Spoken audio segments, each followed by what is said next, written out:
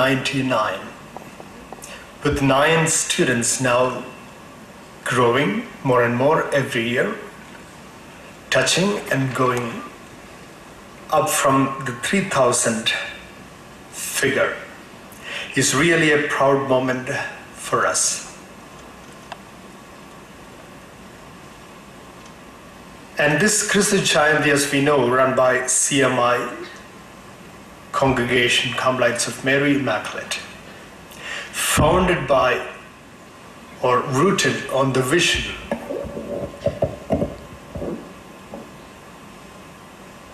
of the founder, Blessed Kyriakos Elias Chavra, who at the turn of the 19th century wanted education to be part of our religious commitment. The influential figure that he was, he could send a circular to the churches. Every church should have a school attached to it.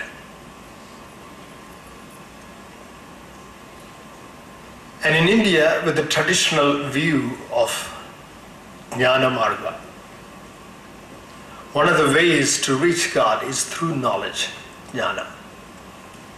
Definitely was at the foreground when he thought about of this educational move. And Kristu Jayanti is the outcome of this vision, named after the birth of Christ, Kristu Jayanti, when we celebrated 2000th birthday of Christ the Redeemer. As these visionaries who could revolutionize the world and the thinking, even our attitude to God. Computer is something that is a testimony for human ingenuousness. And if you think about computer, maybe when we were kids, there was nothing like computer. And for me, with my background, not from computer, as the years went by, probably replaced the typewriter using the word processor.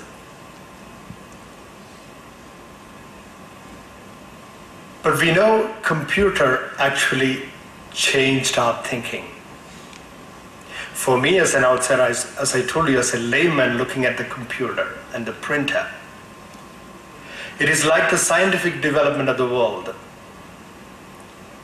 See, we had the wheels. The wheels were invented that revolutionized the history of the world. From wooden or stone or some other kind of wheel. When the pneumatic air-governed wheels were invented, that was a big revolution. And our orientation of writing, probably we knew only from left to right or right to left. When the computer technology came with the printers that could do whatever way you want to print, left to right or right to left or top to bottom or bottom to top, or any other dimension that it wanted. So it actually opens up our thinking altogether. The human possibility, which is infinite, that is planted in us by God, in nature, the mystery that is behind us. So I'm sure Computer Academy will revolutionize your thinking and develop a passionate community of teachers and students in the college, wherein without that kind of distinction you work toward that goal of creating knowledge, of developing knowledge, and dedicating your whole personality. Just 5 minutes ago with the chief guest, we were discussing about the new generations and the gap. How the bombardment of knowledge with the new generation, they may be in certain respects ahead of the teachers. Because the input is such in the modern world, which is actually through computers also. So I hope and wish this year's activities a great success, as I told, infinite as are the possibilities, wherein we can develop, work together for this new bombardment, new development of knowledge with your wholehearted cooperation. So let me wish all the organizers, the student coordinators and the staff coordinators a very wonderful, productive year and all the best. Thank you. Administrator, Professor Gio Joy, Coordinator UG Program, student and staff coordinators of Computer Academy, Mr. Shantanu, Mr. Dev from TCS, and Mr. Vivek from Frontier Services, faculty members, and my dear students. It's a great day for the Computer Science Department as we inaugurate the Computer Academy, adding new dimension to its growth and its commitment for holistic education. The department started the Computer Academy from the very inception. From the very first day onwards, the department tried to give values to whatever things we do here.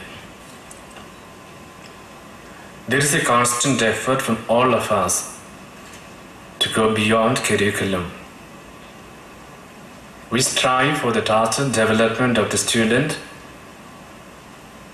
not only confined to academic activities, but to hone their technical skills, unleash their leadership qualities, and to unfold their managerial competencies. Computer Academy is really a platform for students to participate, to organize, and be the part of confluence between technology and academic in every way. A college education is a significant investment for most of the students, and they would like to get a return. Every day we hear the news that hundreds of thousands of students are hired.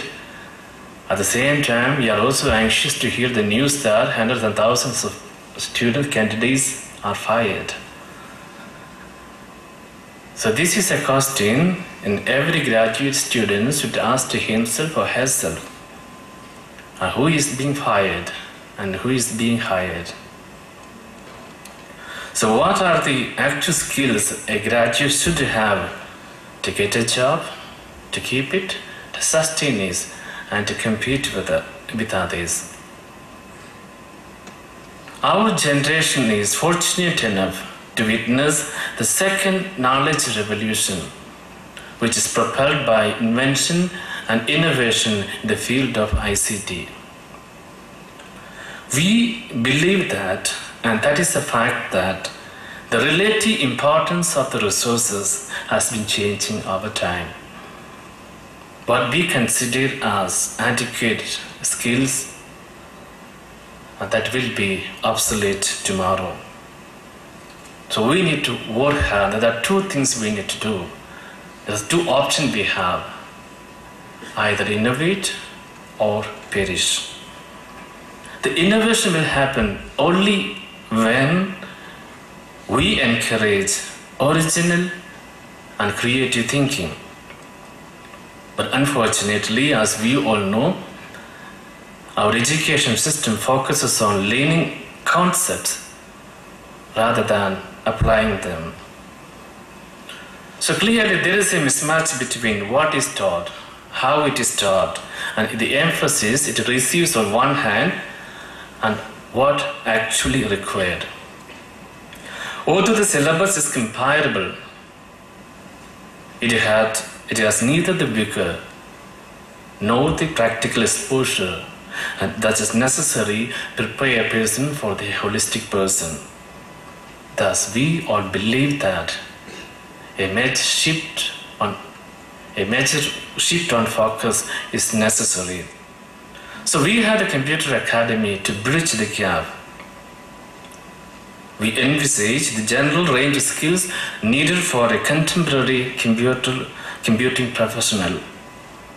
They must be innovative. They must have excellent communication skills, be professional in approach and attitude, and moreover, they have to focus on big picture. With this in mind, we have a computer academy where students are encouraged to discuss and update their knowledge through the series of programs like seminars, guest lectures, the computer simulation, industry visit, value-added program, and we have the number of programs here. And where these programs are also envisaged, where the students for other colleges in and around Bangalore, they will also come on the same platform, single platform, to share their knowledge and their experience. And on this day, we are really fortunate to have Mr. Rankasamy, the global head ION, to grace this occasion and give a proper direction on what we need to do. Very simple person, from the very few moments chat with him as I feel, but he has come from a background which stresses on knowledge is a wealth. I'm sure his experience and expertise will definitely inspire us. I also appreciate the great work done by the coordinator, Professor Gio Joy, and I wish you all the best for the Computer Academy coordinators, Mr. Nagendra, Ms. Sanita, Ms. Ashwin, and the student coordinators, Master Murali and Ms. Nino. I'm sure this academy will create an environment and opportunities to share the knowledge, ideas, to exchange views, and a platform to learn together. I wish all the best. Thank you very much. Father Augustine, Father Jose, other dignitaries, students, teachers. I'm actually nervous because I have never, for a long time, I have never addressed or I have never been in front of fathers and teachers for a long time. I told that I come from Xavier's in Palayamkottai in Tirunelveli, and I studied in a very similar kind of atmosphere. There's a church associated with the school, and we all grew as a kind of family. And it's very nice to be in front of many such people after a very, very long time. I'm actually intrigued by your theme called as Fostering Innovation, and it's kind of speaks about the goal that you want to set for your students and teachers. Luckily, I have been associated with some of the great innovators in the world. I'm sure many of you know about Dr. Edward de Bono, who is one of the great scientists. And he used to be a very huge figure, very huge guy, and I used to look like a Lilliputian in front of him, and he used to kind of hug me. And one of the interesting things that he taught is how to think. There are two interesting things that students are not really taught, right? One is listening skills. The second is thinking skills. Think about it for a minute. How many of us have heard of a class called listening skills coaching? Unfortunately, we have 2 ears and 1 mouth. All of us have been hearing about speaking skills. They coach you for speaking skills, but they don't really coach us for listening skills, right? And the other important skill that I feel we do not get formal coaching is thinking skills. So there was an interesting problem that was thrown at us. Several years back, Adi Godrej, who is the head of Godrej group of companies, called for a team of people who are his direct reports, right? And he said, you know, we have a very interesting problem in front of us. And I was actually facilitating this session of interactions with the team. And so I said, who can define this problem? And he said, there is a juice pack that we are marketing which is losing market share dramatically, right? I'm sure some of you heard of this X juice that was brought by Godrej several years back.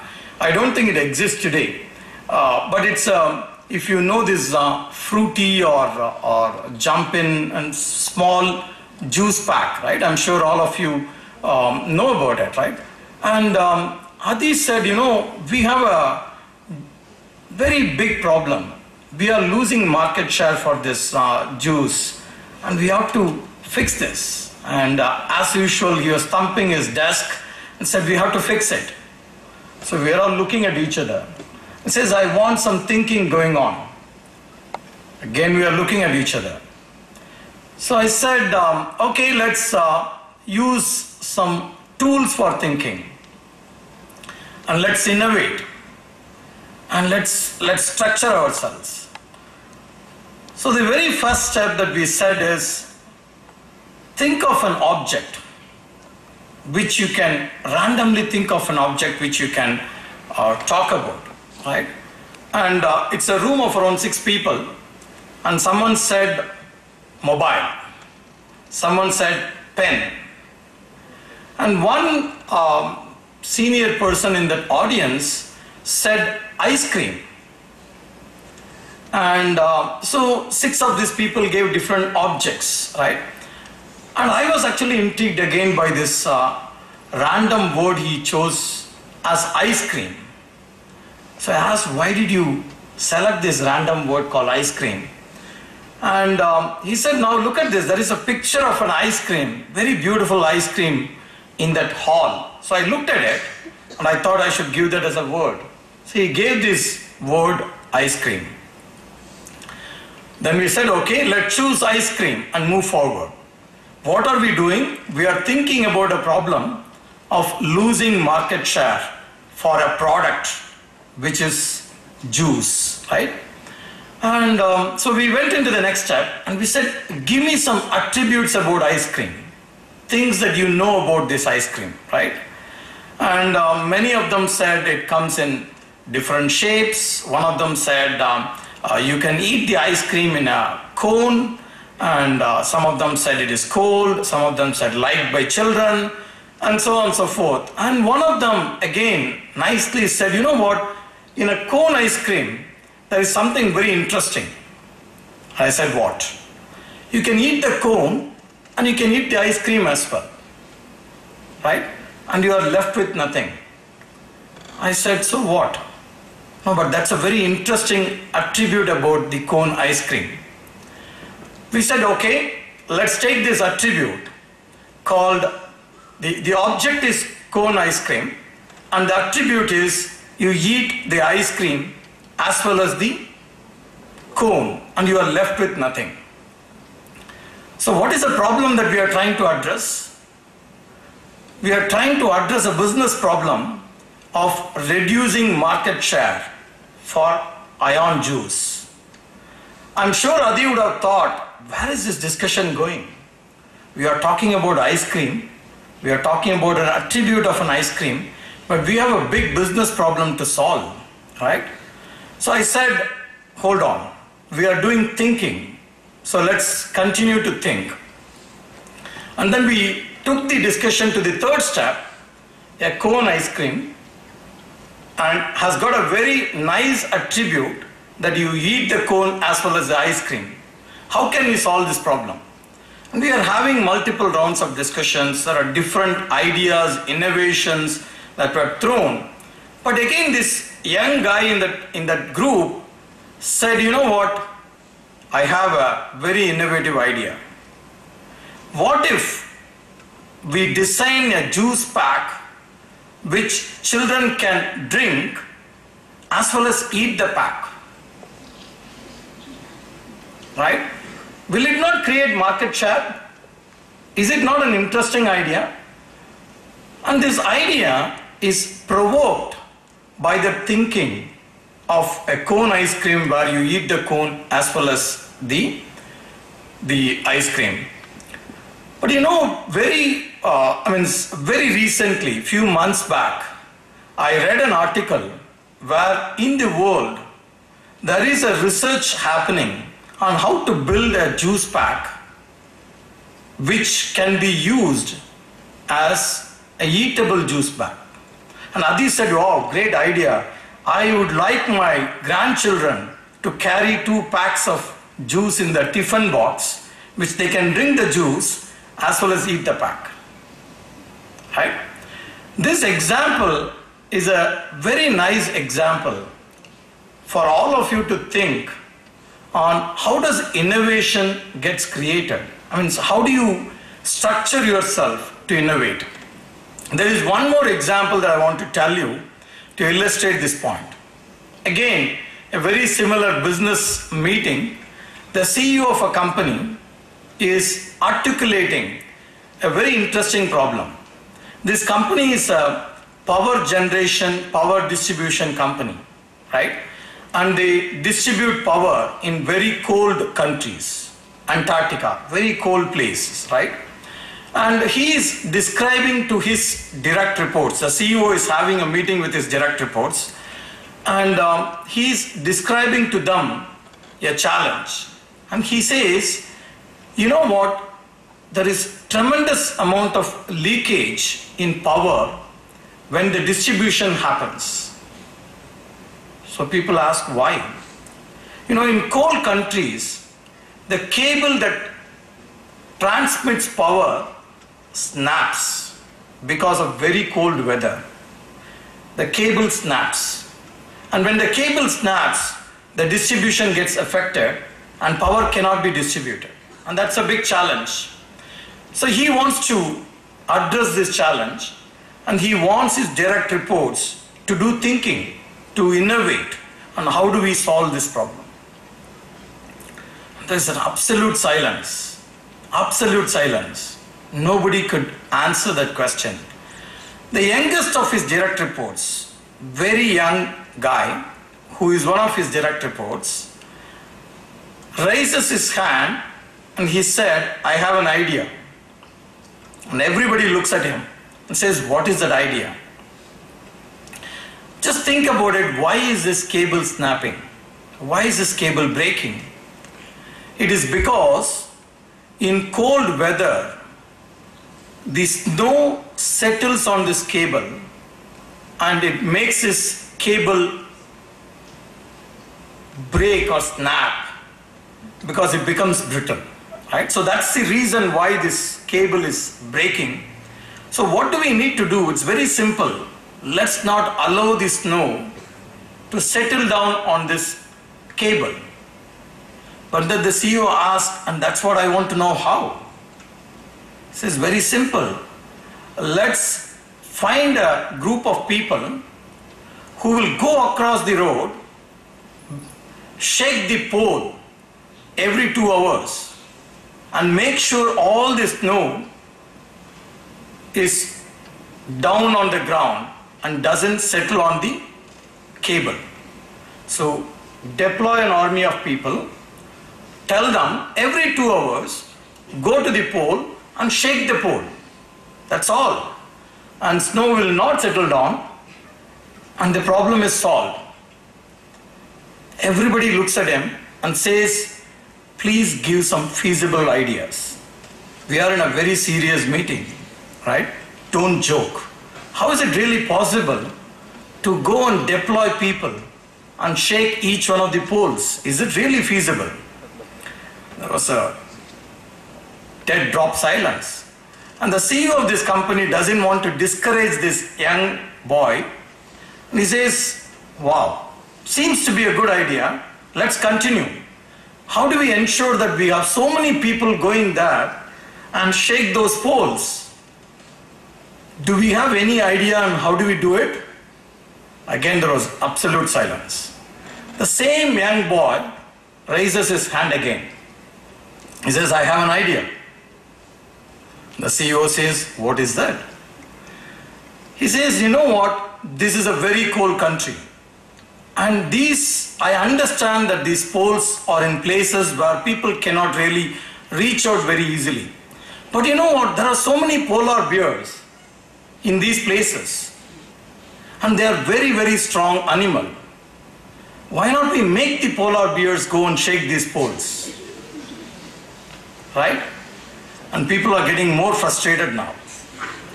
He says, what do you mean? How do you make these polar bears go and shake these poles? Let's be realistic. Don't joke. And the CEO says, you know what? Let's continue. And he's asked this question. I want some thinking from all of you as to how do we make these polar bears go and shake these poles? And this young guy raises his hand immediately and says, that's very simple. What does polar bear like? They like meat. Just go and throw some meat on top of each one of the poles. And they would like to get to that meat. And obviously to get to the meat, they will come and shake the poles. And obviously the meat will come down, but along with that, the snow will also fall down. And now people are getting more frustrated and giving up on this guy and have concluded almost it is time to fire him. Right? Because they now suspect that it is beyond repair. Right? But the CEO is the only guy who doesn't want to give up. And he says, you know what? Tell me, how do we go and put this meat on top of these poles? Right? And there is another round of discussion happening there. And this same young guy raises his hand, says, very simple. Let's put the meatballs in an helicopter. Right? And take the helicopter above all these poles. Just throw one meatball on each one of these poles. It's done. Very easy. The moment this guy said that, there was another guy who said that, you know what, I have an idea. Just take an helicopter on top of these poles every second day. The wind generated by the helicopter, the forceful wind generated by the helicopter will blow the snow away from each one of the cables. You really don't have to shake the poles. And the story goes that they actually deployed helicopters that goes around the place every second day in order to blow the snow away from the cables, and that's how they solved the problem. Now there is an interesting lesson for us. Forget about this polar bear story and all, right? But there is an interesting lesson. When you all talk about academy, it's a community, it's a group of people, right? Group of people is very powerful to generate ideas, to generate thinking, right? In this audience, how many of you have a Facebook ID? Raise your hands, right? I can see it's almost each one of you, right? Every one of you, I'm sure some of your professors and teachers may not have a Facebook ID, right? And you all have a Facebook ID. And I know what you do in your Facebook, right? Because I have a Facebook ID. If you want to see me in my Facebook page, please come and visit me. I have a Facebook ID. Now what happens in reality is the very initial part of our career, of our life, of whatever you do in your initial part is all focused on doing things right, right? We all want quality. We all want to ensure we do everything right. We want 100% in our subjects that we write, right? So what is our initial thinking as we grow up? We want to do it right, right? As we start doing it right, the next set of thinking starts. And we say, you know what, it is not enough if you do it right. We have to do it first, right? We want to do it before anyone does it, or we want to be the first in the class. We want to be a topper in our university, right? That's a second stage that happens. You don't just want to be right, you want to be first. But then as you become good in being first, then you want to think about, you know what, it is not enough I'm good, It is not enough if I'm a topper, but I also want to be the fastest guy among all the people. Fastest in doing anything and everything, right? That's a third stage. In the fourth stage, it is not enough you are right. It is not enough you are first. It is not enough you are fast. In today's context, what is more important for each one of you? It's very important to be together and do things, because what you can achieve as an individual versus what you can achieve as part of an academy or as part of a community could be much, much larger in nature, right? So it's very critical that you come together as a community.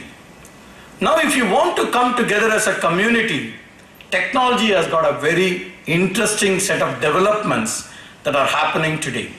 I'm sure when you are showing that presentation initially, I saw someone presenting about software as a service, mobile and cloud and all of those things, right?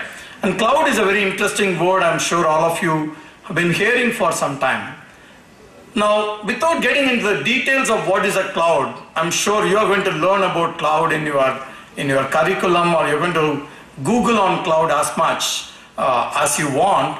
But most important thing that you want to know about cloud is a technology that puts you on the cloud, and because it puts you on the cloud, it gives an ability to interact with people beyond the boundaries of your university or of your college itself, right? Because learning doesn't necessarily happen in classroom. It happens beyond the walls of the classroom itself. So cloud is an interesting technology for you to get into. Whether you use a Facebook is running on cloud, right? I'm sure you all understand. Whether it is a Gmail, whether it is Orkut, whether it is LinkedIn, we can go on, right? All of those things, what it really does is it gives you an ability to interact with people, to share knowledge, right? So it is not enough that you are in a community. You start using this technology on the cloud. That makes a big difference. So before I go and sit back, I want to give you one commitment. And I want to give this in front of Father Sebastian and Father Augustine, that I want to be part of your academy community, right? And I want to be virtually available to all of you, right? So what are we going to do? I'm going to discuss this with Father Augustine after this. I'm going to create a community called Cloud Academy in your college. And I'm going to make your coordinator as the moderator of this community, right? And this community is on the cloud, right? You can go and do your blog there. You can go and do your tweet there. You can go and write a wiki there. You can go and ask questions there. You can upload media or pictures there. You can do everything that you want, that you all do with Facebook and all the other tools that we talked about, but all coming together in one single place with your roll number as your user ID. And you will enter into the community every day like you enter into your Facebook every day, right? And you will tweet, you will blog, you will write questions, you will generate ideas, you will put your ideas for the next academy event, say for example, right? And that's what I want to be, and you're going to invite me as part of the community. All of you know, on the cloud, everybody come together through, if you want to call someone in your LinkedIn, what do? You invite, right? The social world works in this fashion. My name is Swami. I know Father Augustine. So I go and invite him as part of the community. Father knows Father Sebastian, right? And he invites him to the community. Now we are all connected together. And now we share knowledge with each other, right? See, creation of knowledge is critical. But I'll tell you the more important thing is sharing that knowledge. Because knowledge when shared gets shaped much better, right? Because you get ideas and somebody does this to you, which means you are not given a right idea, and then you shape that idea further, right? So we will ensure that we all come together in Cloud Academy in your college, and I will get invited to that, and we will share knowledge so that I don't have to come once in a year to this place. I'm available always for all of you on a community, right? With that, thank you very much. Really enjoyed this opportunity to share some of my thoughts with all of you. Thank you very much. Information technology as a service is an innovative service model delivering a bouquet of products and services on demand. That means it allows you to choose what is relevant to your present needs. These are the quotes from the TCS ION website. Respected members on the dais, my colleagues and my dear students, we are gratified today by the presence of the great personality, Mr. Venguswamy Ramaswamy, whose career speaks volumes as a great consultant, a person with dedicated interest in innovation and quality, and a Six Sigma expertise. Yes, the past few moments we were experiencing certainty, true to the spirit what TCS stands for. Sir, we were listening to the listening skills and the thinking skills you had put forward in your talk, and the areas you have thrown the light, that is on the cloud computing and the creation of an academic cloud and the knowledge sharing aspects. We will certainly keep these thoughts in our minds and we will put into practice. On behalf of the management, staff and the students of the Kristu Jayanti College, sir, kindly accept this token of our appreciation and love. I request Reverend Father Sebastian T.A., our beloved principal, to hand over the memento to our distinguished chief guest.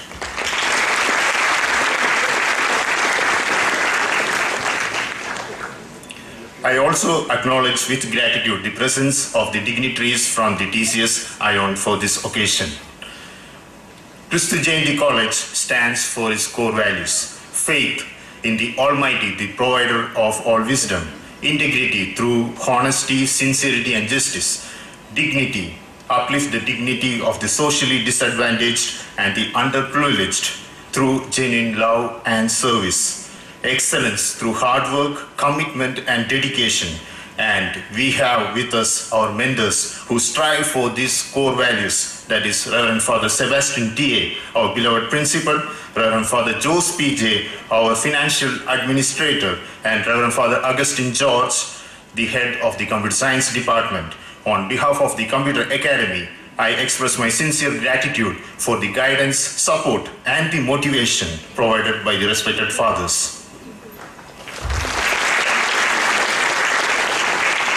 A sincere word of gratitude goes to my colleagues, team placements, the 520 plus IT aspirants of the Computer Science Department for making this inaugural session a fruitful one. Special mention goes to the staff coordinators of the Computer Academy, Mrs. Anita, Mr. Nagendra, Mr. Ashwin, and the student coordinators, Mr. Murali and Ms. Nina, for coordinating the activities of the Academy. Last but not the least, I express my sincere thanks to all the administrative staff who helped us in one way or other for the success of this inaugural ceremony. Let this inaugural ceremony pave way for a B-tree formation of hyperbolic innovators. Once again, thanking you all, I remain.